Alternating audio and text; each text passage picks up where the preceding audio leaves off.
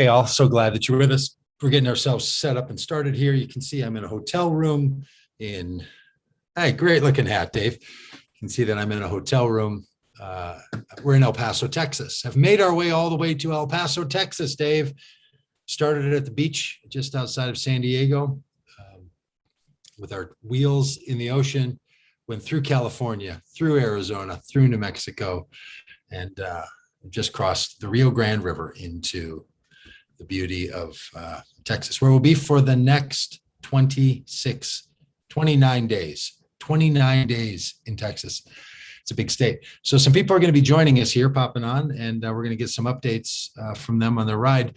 Dave Gibbons, who you can see there with the great hat on, from our Love Beyond Borders motto for this ride, was able to be with us just yesterday or 2 days ago, and rode 61 miles. Dave, I don't want to steal your thunder. Maybe you're going to tell everybody you rode 61 miles, but Dave came in for a day. Look, people do this. Some people come for a day. Dan Dietrich's been with us for 10 days. Anthony was with us for 5 days. Some people were with us for 3 days. We have people coming and going. We'd love for all of you to join us. WeThePeopleRide.org has all the information about where and when we will be, and we'd be glad to have you join us as you make your way. So, hey, Dave, while people are joining us here, would you be willing to give a little reflection on your time with us as we made our way across the New Mexico desert? Well, I just confirmed how crazy Doug Paget is, to take on this endeavor. No, but Shane and I were talking on the way back to Tucson, how proud we are of you, Doug, and also the team. And you had this impossible dream, and then you execute on it. And so we're really grateful to you, to leading the charge with the team, with Tim and the others.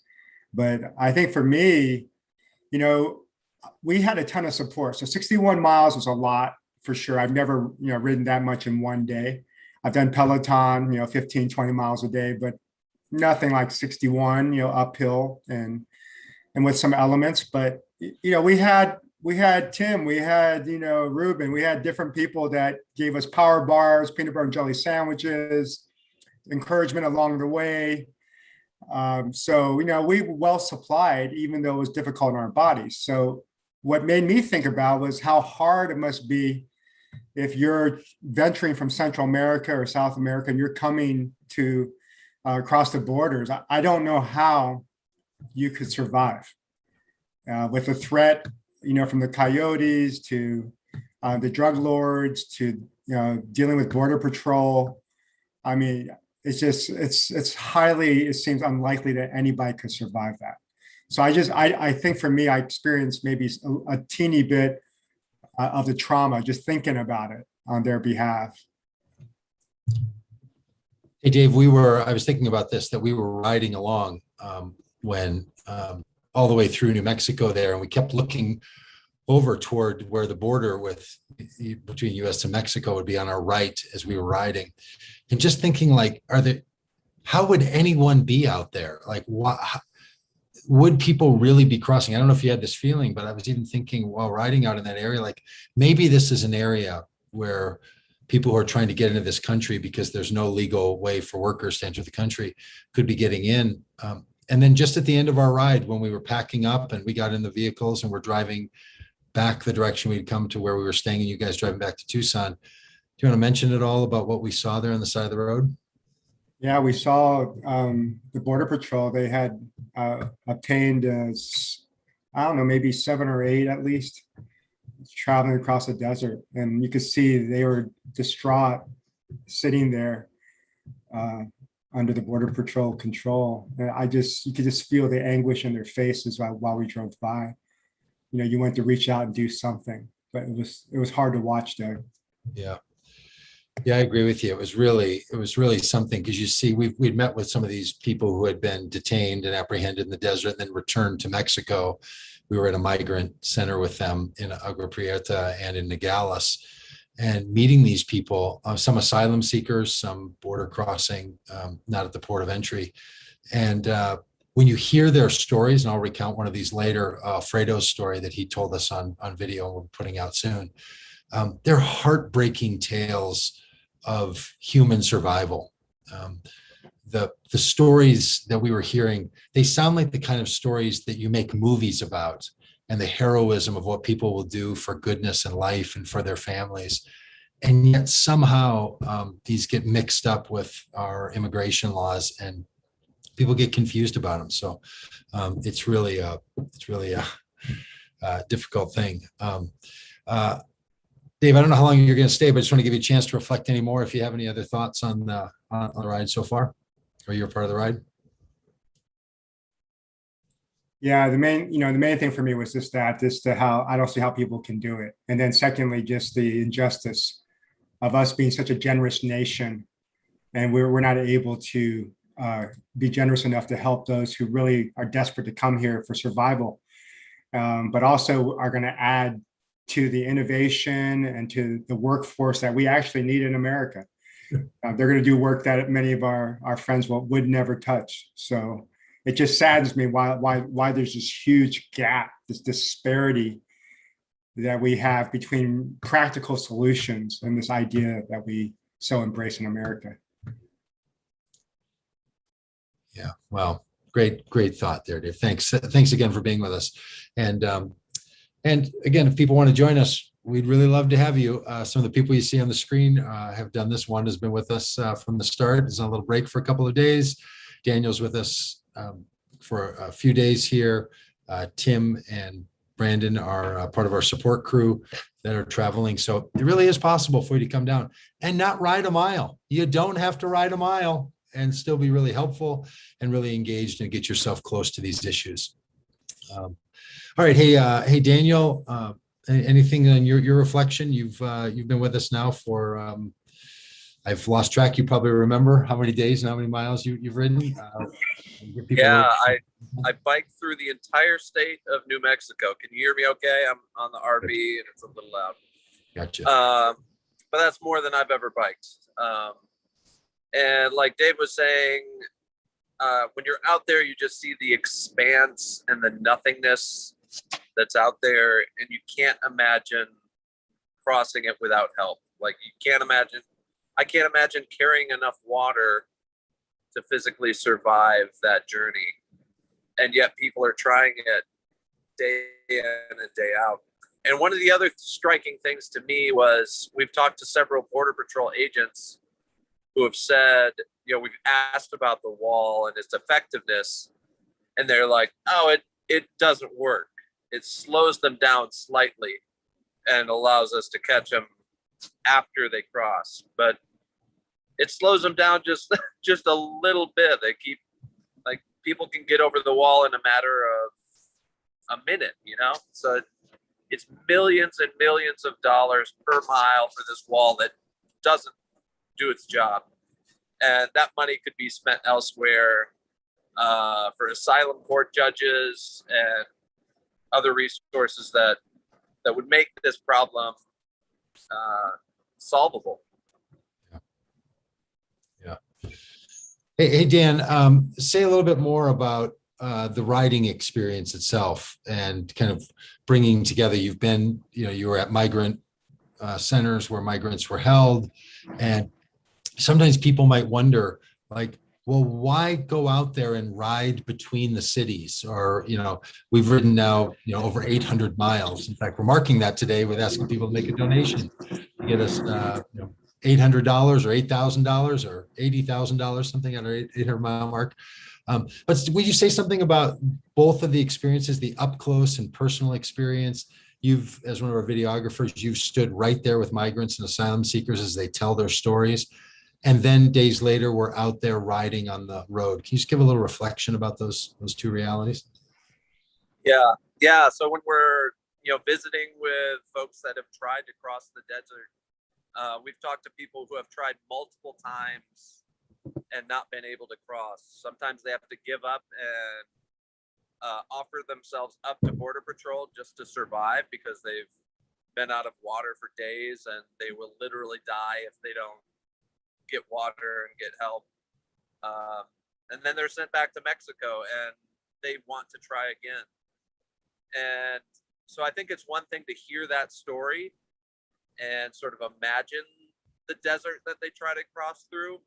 And it's another thing to be out there yourself and feel the sun and feel the the elements and see just how barren the landscape is, and imagine trying to cross it. And for me, I just keep coming back to the question, what would I be willing to do for my family? Because so many of these people, the reason they're doing it is because they want a better life for their loved ones.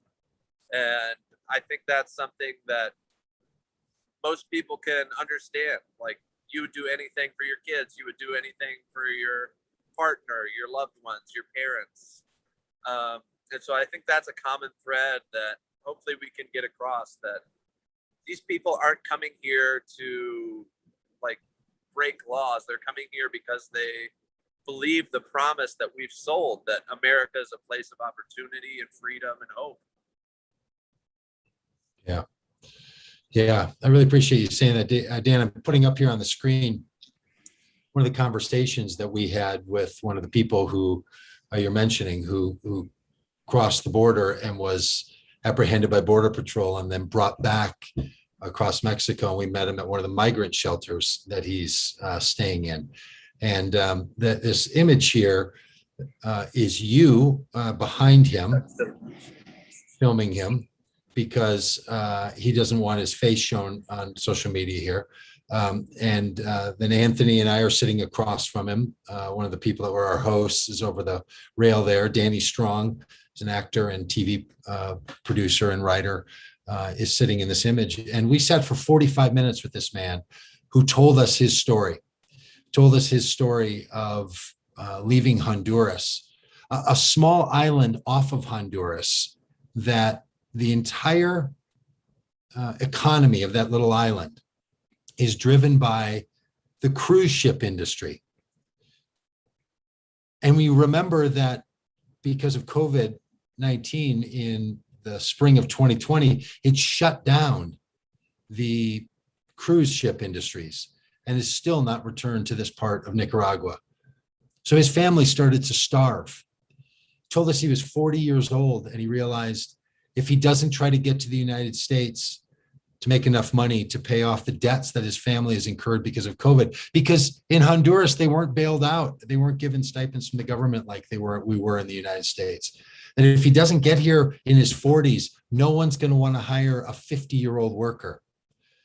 So for 45 minutes, he recounted a harrowing journey coming through Guatemala and through Mexico, and then up to the border and coming over the border wall and being held by drug cartels and being held captive by a rancher that he worked for, and all the abuse that he saw along the way. Look, these stories are just riveting and harrowing stories. He told us that we could record them, and we did, and we're going to put these out. We'll blur his face and also have the audio.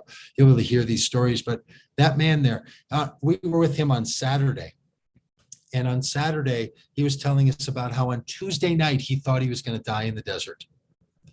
He really believed he was going to die and had to get up enough energy to come forward and to make his way to the out to the road to be apprehended. And it was just days before we spoke to him. And the next day we saw him and he had a backpack on and said, I'm going to get on a bus and I'm going to try to find a way to save my family. It's a 19-year-old daughter who has scoliosis and can't care for herself, and she needs a surgery to be able to do what she needs to do in her life to care for herself.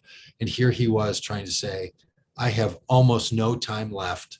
This is what I have to do. So look, you can think all you want about whether people should get in line and cross legally or all of these stories, but truth be told, there's no way for him to enter this country, not only because of Title 42, which is the pandemic-driven excuse for not allowing anyone to cross who's not a U.S. citizen to cross the U.S.-Mexico border, but also our worker visa programs don't exist in a way that he can enter. So he has a brother-in-law that lives in Los Angeles, and he knows if he could get to Los Angeles to work for a few years, that could make all the difference for his family and for his daughter.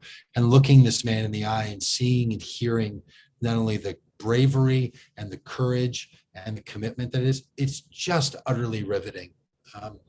So we take this work really seriously, of what we know we're able to do here. We know that not everyone can do this work. We know that not everyone can come down and ride their bicycle from, one side of our country to the other along the border for, we've been out here for 20 days now. We're going to do it for 67 days. We know it's not possible for everyone to do it. But that's why we're out here, is because we want you to hear these stories and know these stories.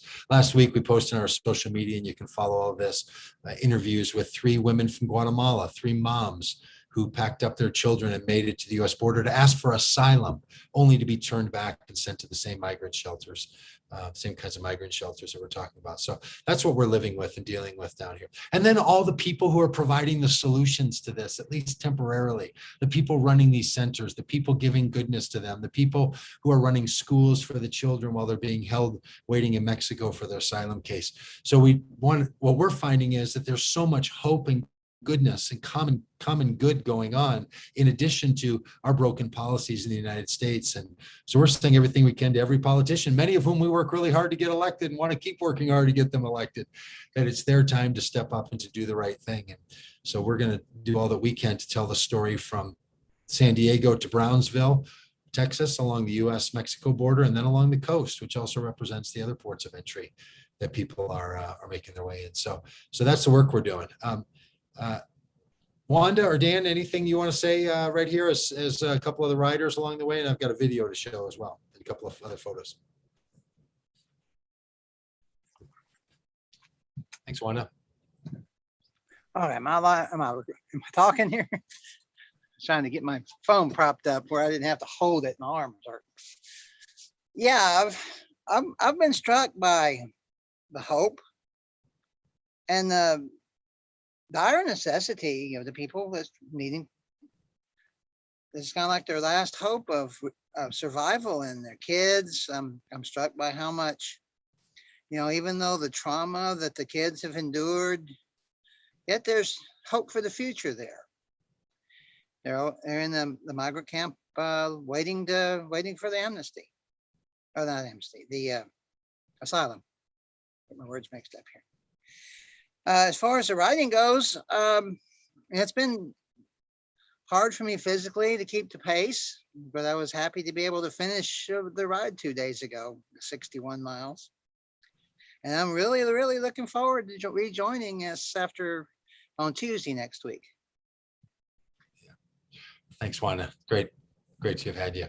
Hey, I want to show you another photo here. We only have a few sort of selected up. It's been a lot of work to shoot videos and get those off of our phones, but this is one of a group ride that we did in Agua Prieta, which is a beautiful town just connected to Douglas, which is between Tucson and El Paso, an area that if you try to pick it on a map, some people would have trouble finding. But we went for a ride in the morning, a 24-mile ride, 12 miles up a mountain, 12 miles back down a mountain, with a group of riders that ride every Sunday morning. And it was so great to ride with them. All people living in this beautiful town of Mexico, and all wanting there to be a different relationship with the United States. It was really great. This one had all the people you've heard from today, other than Dave, he joined the next day, but Adam Glickman was there, Danny Strong, Shane Claiborne, and then this group of other people. There are more than 20 of us, 23 of us, maybe 29. We should count up the number. All riding together. And this idea and this feel that we were going to all ride together really told a story of what we hope the future looks like, that there's going to be a chance for a lot of us to do other things together. And I'll just share this, that same day, maybe, I hope you can see this. I kind of double clicked on a photo. Do you all see the photo of the woman in the wheelchair? Maybe that's not showing properly. Yes. Oh, it was. You did see it? Okay, sorry about that. She also didn't want her face to be shown. She had climbed the border wall trying to get into the country. She's not a drug dealer. She's not a drug coyote. She's a mom trying to make a way for her children. She fell off the wall and shattered her pelvis. She's in a wheelchair.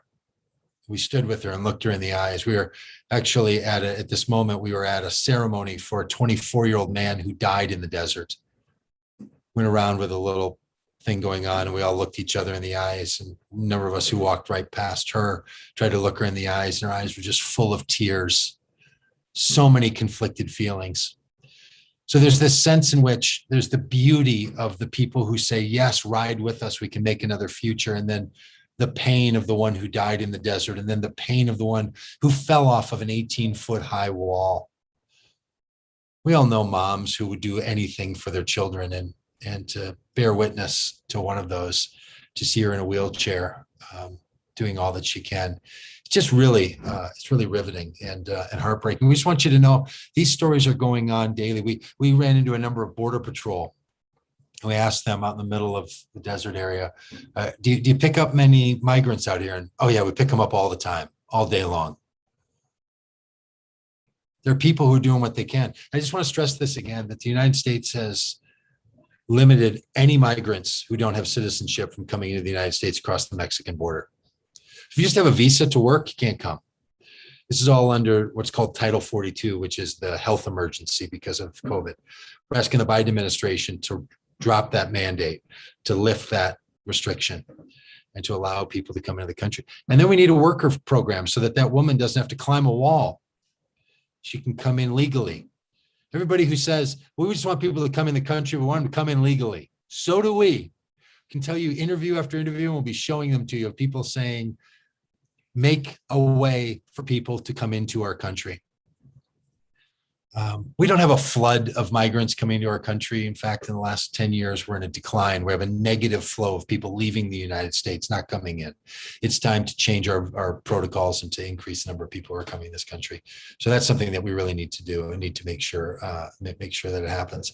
I've got a video from Shane here. I won't go too much longer here for this, but anybody else with some updates? I know that Brandon's on, Tim, and maybe some people are making some comments on the on social media. If you write a comment on social media, wherever you're watching this, we have people monitoring that. They'll send the questions over to us, and we'll put that out. And by the way, the way we do this is that some people are paid to do this work, to be able to get these stories out to you. So if you make a contribution, you fund that work. You also fund the people in these migrant camps that we go to, in these migrant centers, and we're giving them the money that you're sending to us. So we're doing the best that we can to fund both our necessary work and then the crucial work that they're doing. But Brandon, Tim, either of you have anything you want to share? For me, it's just been every day of amazement at the writers. I mean, y'all have just been charging through. In the beginning, I think it seemed like, in my mind, 30 miles seemed really ambitious, and you've been writing 40, 50, 60 plus mile days. And so we've had people just like Dave drop in and just show up and just crank out a whole day's worth of biking. And I'm just amazed at you all. And so I think there's something really, really telling about the willingness of all of you to do that. I was just sitting here with Dan, this guy, Dan, talking about how, this isn't something he's done before, and isn't something he probably ever really expected to do. But the drive or the concern for the plight of these people is enough to drive all of you to do this. And I think that alone is inspiring. And I really do. I have so much hope for how much awareness can be raised to really kind of tell the story more accurately, so that the rest of the country can really understand these situations. Hey, thanks, Brandon. I'm going to share a little picture. That's Brandon, a photo of Brandon on the ground, writing day 20. It's our 20th day. Every day we start with a line on the ground where we're starting, what day it is, and then we finish with a line of where we rode. We want to mark these. We want to mark them along with the other things that are being marked. So there's Brandon down on his luck, down on the ground, making this line. And I'm going to show one more photo here. So sorry, give me a minute to get to it. Pardon me.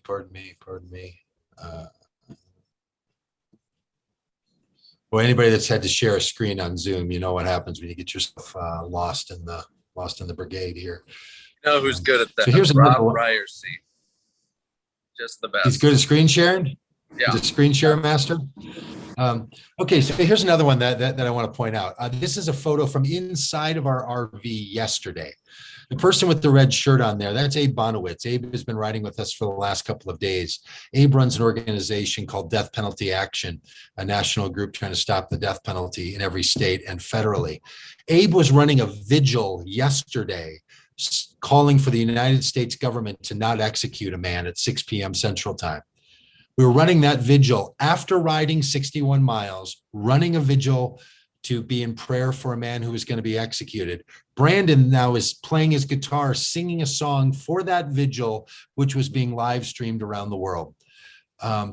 And you see in the background, Mario, another one of the riders, and Tim. So in the midst of all the rest of what we have going on, people are still running the rest of their lives. There's Abe running a prayer vigil in his work, and then Brandon stepping up with his guitar and singing 2 songs to be a part of that prayer vigil. And it's just kind of awesome, right? So thank you, Brandon. Thank you, Abe. I know Abe is there in the vehicle with you as well. So the reason I show that is because, look, everyone has a place. Everyone has a part in this thing. Everybody has a thing that they can be doing. And we'd love to have you find your part. Maybe it's sending us a note of encouragement, sharing this with someone, coming out and riding with us, sending some money, sending some baked goods. I don't know, whatever it is that you do, we'd love for you to come out and get on the ground and write the chalk line for a day. Maybe that's all it is that you that you know how to do, but it really all matters. And we'll find a way, whether it's in the RV or the truck or the other things that we're pulling along to be able to share all of that. So love to have you come along. Tim, any comments from you before I show a little video from Shane here? Yeah, the only thing I would say is that I'm just struck with the tenacity of these folks. You mentioned already the gentleman the young guy that we're at the memorial for, and if I recall, that was his 3rd try that he had gone. It was his 3rd try, and he didn't make it. He died as a result of it. And just clearly what we have is not working. And there's far more motivation on the other side than we have, so that I'm just struck with that, with the fact that they would keep going. Because even if I had the courage to try it once, I probably wouldn't try it again. I would say, no, I'll figure something else out. So I think that's amazing. And there's some people that have tried more times than just that 3 times, but they get back on the bus and go at it again. And so that's just kind of humbling. Yeah. Thank you, Tim. And I'm going to show one more photo here. This is a photo that kind of that represents, I think, a lot of what we find to be so powerful about this work. As we've said a number of times, it's easy to look at the struggle. And sometimes just watching the struggle makes it hard to know what you could do, or sometimes could make you even feel like there's no hope. But then there's these people, the 2 people on your left there, the woman with the flowery shirt and then the woman holding the cross. They're both nuns that work at a migrant center in Agua Prieta, Mexico. It's right on the border. The border wall is the other side of that wall.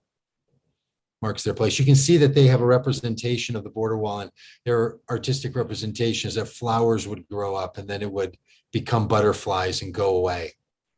However, that wall is going to someday go away because it says so much to these people. So they're taking in the migrants and caring for them, literally bandaging their wounds, literally putting life-saving fluids into them. We were there celebrating a 24-year-old man who on June 22nd of 2021 died. They couldn't help him enough.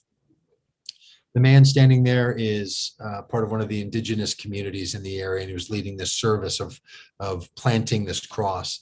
And I show this photo because there are people all over who are doing the work. They're on the US side, they're on the Mexico side. They're moving back and forth over the 2 sides.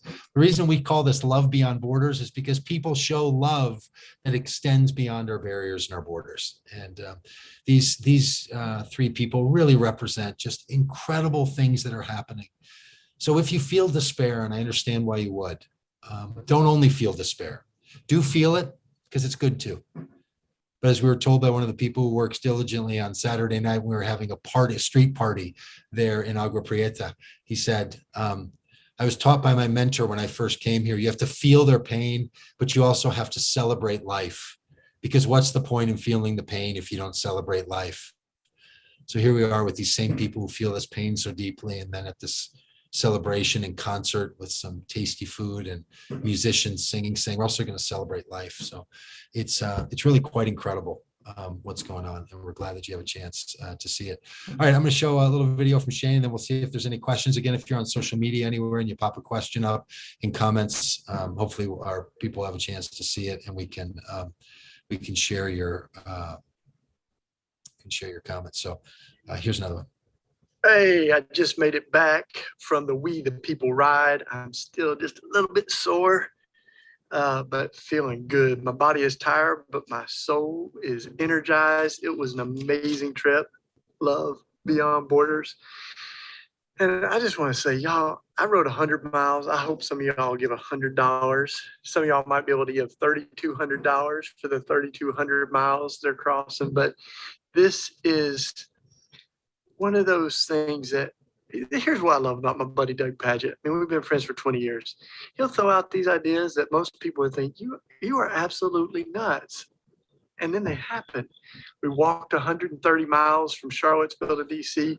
Now the whole team at Boat Common Good and We the People are riding 3,200 miles. Well, Doug's riding that, but we all try to do our best. Lord help us. But we, I think it's doing what we all want to do, is bring attention to the crisis on the border, move people's hearts with compassion. If these folks can bike all the way across the country, we can sure do what we can, to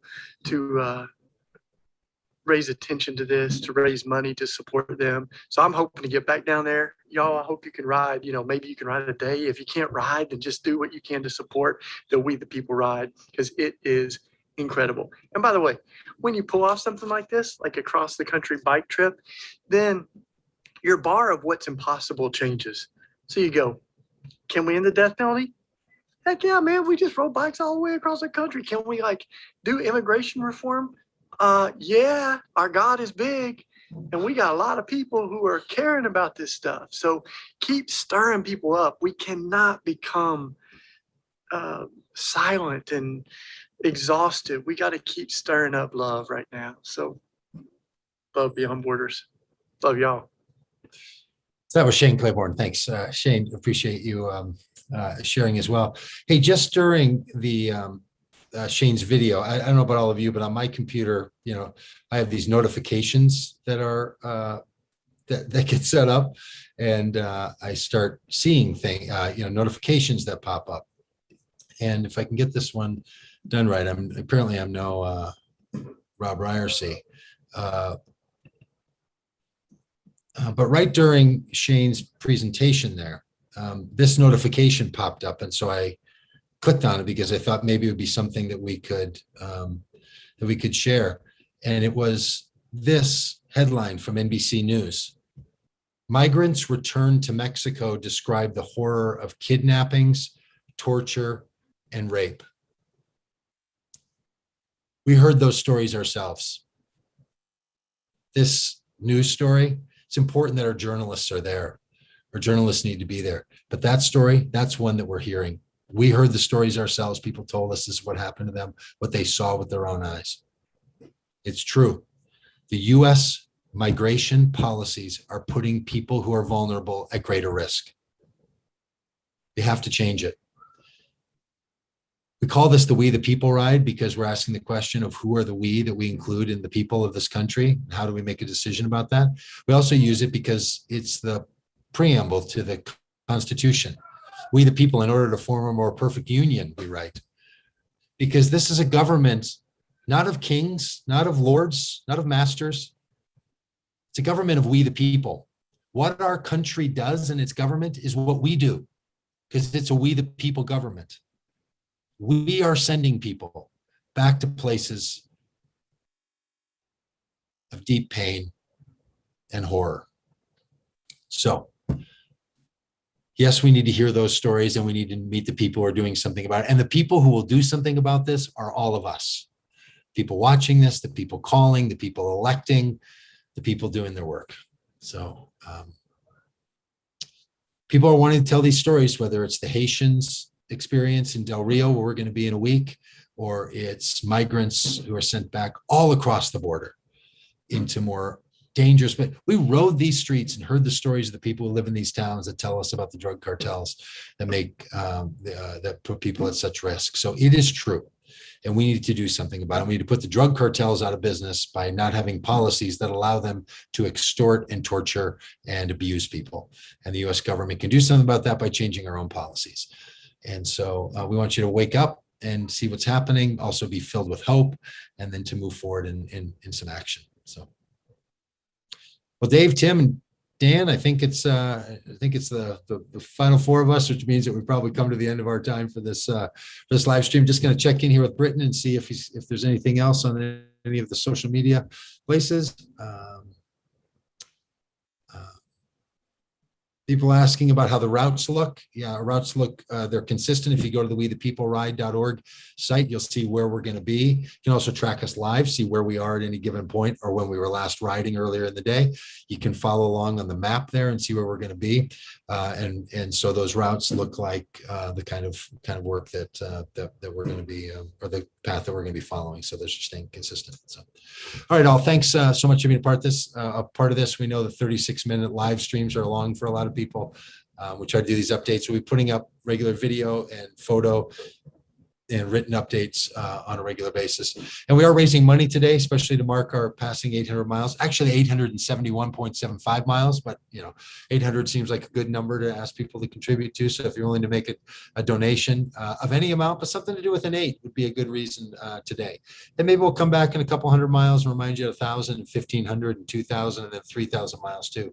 And again, some of the money goes to fund the work that we're doing, and some of it goes to these migrants and to the migrant shelters. So it gets spread equally around the country and or around the work all across the country. So glad to have you. Anybody want a final word? Hey, Doug, I think one thing just to mention to people is Title 42. I think it's coming up for a vote again, that we should call our representatives. And I think the Center for Disease Control is going to bring up the issue. Because Title 42, I think it was in 1946, it was enacted. And then Trump reused it again at the start of the pandemic. And so mostly, people don't know it. They're trying to get asylum when they're crossing the border. But normally there's a process for them to hear, get a hearing. But under Title 42, they have no options. They don't get due process. And so it's a really sad enactment of something that shouldn't be used today. Thank you. Thank you for that reminder, Dave. Yeah. Look, Title 42 might sound like it's some bureaucratic number. It just means it's the authorization that the government has to break its normal pattern because of a health emergency. So the pattern they're choosing to break is allowing people into the country, whether they're asylum seekers or visa holders. Because millions of people who can't, and this is only true at the Mexico border. You can come across the Canadian border. You can fly into the country from other places. And it's only true if you're not an American citizen. So we're just telling everyone we can meet, it doesn't make sense. It's not keeping us any safer. I promise you, we crossed the Mexico border a number of times. We did it in Tijuana. We did it in Nogales. We did it in Agua Prieta, and we did it last night in Palmera. And last night we got stopped by the customs coming back across the border at 9 o'clock after having dinner, and they searched our vehicle and kind of giggled about the work that we're doing. And we know what they're up to. But what they didn't do was worry about us having COVID. In fact, when we walked into the building where they made us walk in to be detained, the sign on the door says masks required. We all said, well, our masks are in the car. And they said, don't worry about it. So the idea that Customs and Border Patrol is somehow keeping America safe by keeping COVID out, by not allowing asylum seekers and visa holders to come into the country, they're just letting us come in and then go sit in an enclosed room inside of a federal building without masks on. So the Biden administration needs to lift this. I think you're right, Dave. The date is somewhere around October 3rd or 6th, something. need to do this. They need to lift this. So start making those calls. If you call your congressperson, if you call the president, do it, send an email, start talking to your friends. Say, do you know what Title 42 is? It doesn't make any sense. It needs to be lifted. We'll also tell you that the small towns along the border, the ones that border these Mexico towns, they are struggling now. Now that the COVID money is not flowing any longer, for a lot of people who are unemployed, it's really getting desperate on the border. So it really does need to happen for people on all sides. And we need to start opening up our doors to immigration again. They've been closed for more than a year and a half, and asylum has been shut down since Trump was elected, and that needs to be lifted. I just make one other comment because we got a comment from somebody who's watching this. Talk about Del Rio. We're going to be in Del Rio October 7th, 8th, and 9th. If you want to go to Del Rio because you saw what was happening with the Haitian migrants there, most of them have been moved out of Del Rio, but if that caught your heart, we're going to be there. So if you're saying to yourself, oh, who would I be with if I were to go to Del Rio? I can't go to Del Rio, Texas. I've never been there. You're going to have some friends there in Del Rio from the 7th, 8th, and 9th. So go onto our website. You can click to join us in Del Rio, fill out the form there. We'll send you all the information you need to have to be able to join us. And we'd love to have you come along and join us in Del Rio. And then we're going to be down in McAllen and going into Reynosa, Mexico. We'd love to have you there as well. And then down to Brownsville, and you can follow the whole schedule along the way. So we're doing all of this to get people close to the other people and say this is We the People. So again, you can find all the information over at wethepeople.ride.org, the links to our live track, the links to how you can participate with us virtually or in person, and the donation links and comment links and all that are there. So, all right, anybody else, final comment before we go? One last check on, okay. Thanks all. Really glad to have you. Look forward to checking in again in a week or so, and keep up with us on all these same places with all of our other updates. See you down the road. Keep it going. See you guys. Blessings, Dave. Blessings to you.